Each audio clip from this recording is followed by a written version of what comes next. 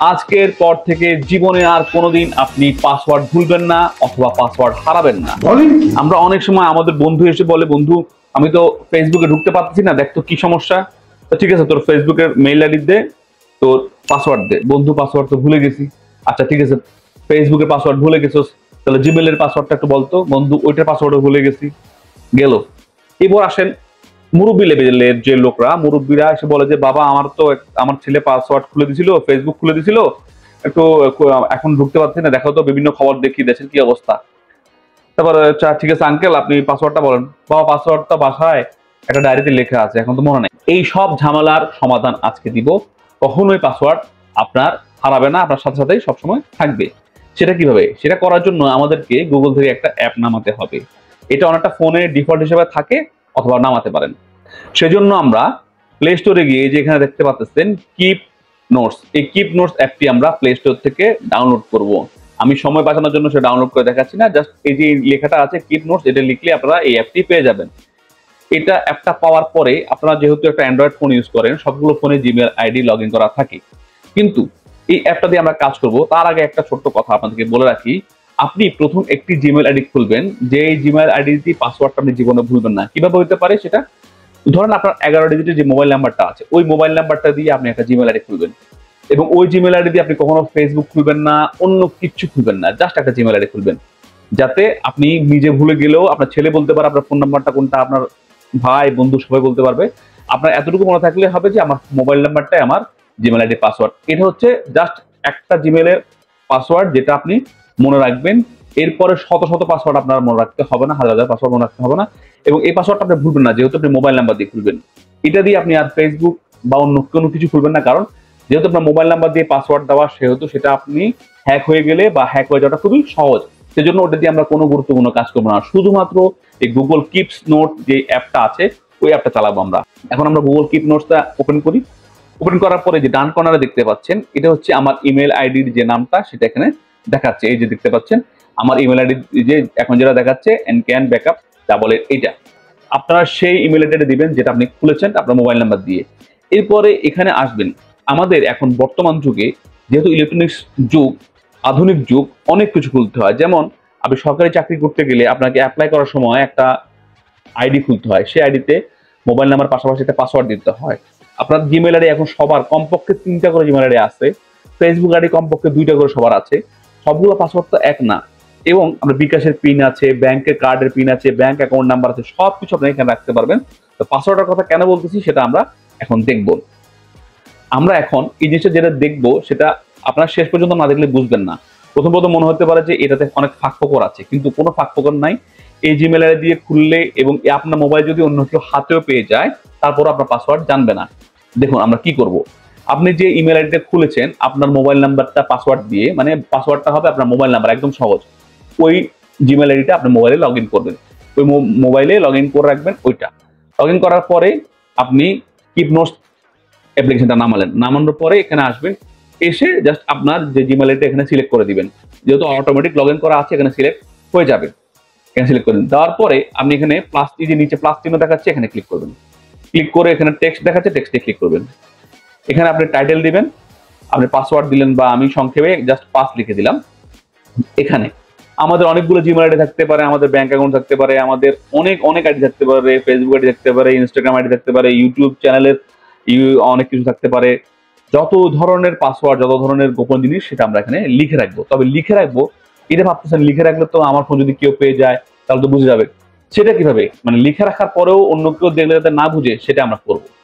এখন ধরেন আপনি একটা জিমেল আইডি খুলেছেন, যে কোনো জিমেল আইডি XYZ, মনে করেন XYZ আমি জিমেল আইডি একটা দিলাম, নাম দিলাম xyz@gmail.com, এই জিমেল আইডি আপনি খুলেছেন। এখন এইটার পাসওয়ার্ডটা কি? পাসওয়ার্ডটা আপনি দিবেন, মানে আপনাদেরকে বোঝানোর স্বার্থে প্রথমে আমি দেখিয়ে দিচ্ছি, পরবর্তীতে কিভাবে কাজটা করতে হবে সেটা দেখাচ্ছি।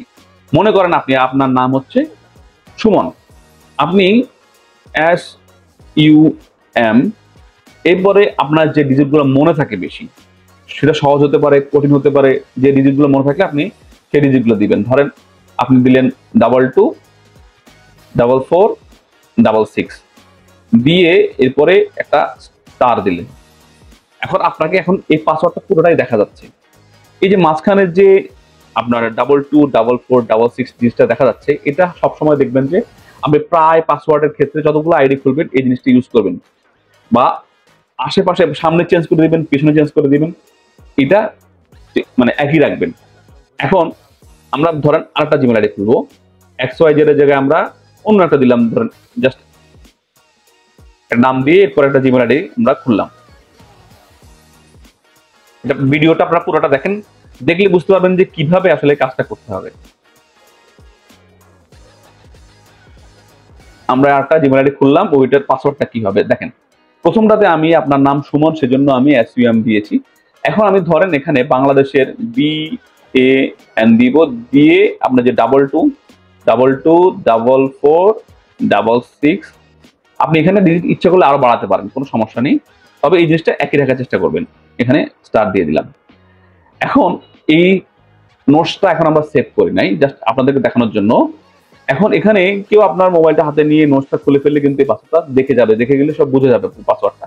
তাহলে এটা কিভাবে করবো আমরা? এটা যাতে না বুঝে কিভাবে হবে দেখেন, আমরা প্রথম যে XYZ করেছি ওখানে আমরা কি করব, আমরা SUM, আপনার নাম সুমন আপনি জানেন, আমরা ইউটা কেটে দিয়ে একটা ডট দিয়ে দিব। এরপর 22 জায়গায় যেখানে আছে 22, যেহেতু এটা একদমই কমন, 2244, মানে আপনি সবসময় 2244 হইতে পারে, কোনো কথা নাই, আপনি যেটা মানে খুব কঠিন নাম্বারও দিতে পারেন, 632417 এরকম করে অনেকগুলো নাম্বার দিতে পারেন, যেটা আপনার মনে থাকে বেশি। আপনি একটা 2 কেটে দিয়ে একটা ডট দিলেন, এরপরে আপনার একটা 4 কেটে দিয়ে একটা ডট দিলেন, এরপরে আপনি দুইটা 60 কেটে দিলেন, আপনার মনে থাকবে যেহেতু দুইটা 60 আপনি কেটে দিয়ে ডট ডট দিয়ে দিলেন।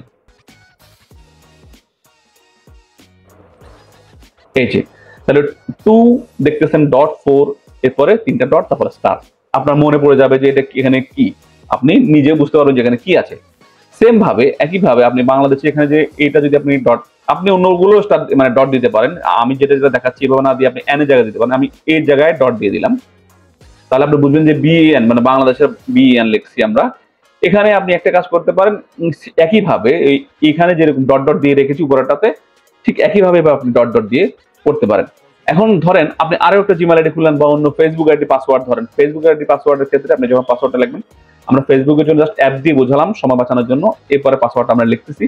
এখানে আপনি কি করতে পারেন, আপনার যেটা জেলা, ঢাকা হতে পারে, ঢাকার DH দিলেন, আমি সংক্ষেপে দেখাচ্ছি আপনাদেরকে, আপনারা ঢাকা পুরোটাও লিখতে পারেন। এখানে লিখে আপনি কি করলেন, এই যে 224466 দিলেন, দিয়ে আপনি এখানে একটা কাজ করতে পারেন, একটা স্টার দিলেন, একটা হ্যাশ দিলেন, স্টারের পর একটা হ্যাশ দিয়ে দিলেন। এখন তাহলে এখন এখানেও কি করবেন, একইভাবে DHK এর জায়গায় আপনি ডি দিয়ে শুরু, মানে ডিটা প্রথমে রেখে দিবেন, কেন? যাতে বুঝেন যে ঢাকায় বোঝা যাচ্ছে, সেজন্য ডিটা রেখে দিবেন। আপনি ডি দিলেন, এখানে ডট দিলেন, তারপরে কেটা রাখলেন। একইভাবে উপরে যেভাবে 2 এর পরে প্রথম 2 এর পরে দ্বিতীয় 2 এর সময় আপনি কেটে দিয়ে ডট দিয়েছেন, এখানে ডট দিলেন। একেবারে 4 এর পরে একটা 4 কেটে দিয়ে একটা ডট দিব, আমরা 4 কেটে দিয়ে ডট দিব। এবার দুইটা 60 কেটে দিব, যেহেতু আপনার মনে থাকবে সবসময় এই জিনিসটা আপনি অ্যাপ্লাই করবেন। দুইটা 6 কেটে দিলাম, স্টার্টার থাকলো, স্টার থাকার পরে অথবা আপনি স্টার্টারটাকে রেখে দিলাম, আমরা লাস্টে স্টারের পর একটা ডট দিয়ে দিলাম। তার মানে যখনই আমি পাসওয়ার্ড দিব, এটা মনে রাখবো যে স্টারের পর সবসময় হ্যাশ দিব, অন্য কিছু আর দিব না। তাহলে এখানে কি হলো, এখানে এইটা দেখার পরে D.K.2.4.star. এটা দেখার পরে কেউ বুঝবে না আপনার পাসওয়ার্ড কি, কিন্তু আপনি বুঝতে পারবেন আপনার পাসওয়ার্ডটা কি। এখন আপনাদেরকে আগে যে বলেছি, জীবনও ভুলবেন না, জীবনও হারাবে না, ব্যাপারটা কি?